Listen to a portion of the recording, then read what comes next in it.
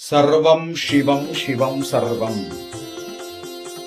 ఎవరికైనా మనస్సు బాగలేదు, మనస్సుకు చాలా ఒత్తిడిగా ఉన్నది అనుకున్నవారు తప్పకుండా ఈ స్తోత్రాన్ని నిత్యపారాయణం చేస్తే మనస్సుకు ప్రశాంతత ఉంటుంది.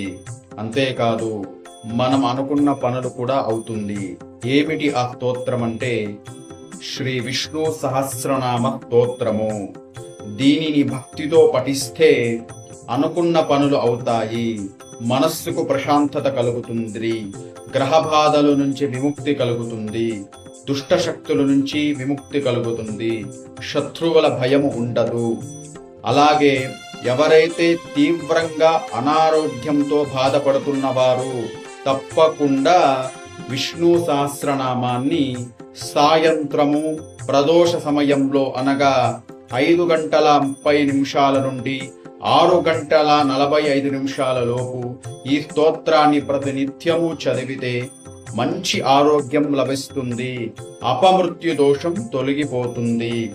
ఈ మహాన్వితమైన స్తోత్రానికి అంత ప్రాధాన్యత ఉన్నది. కావున ప్రతి ఒక్కరూ విష్ణు సహస్రనామాన్ని ప్రతినిత్యము పఠించండి. ఓం నమో నారాయణాయ. సర్వం శివం శివం సర్వం.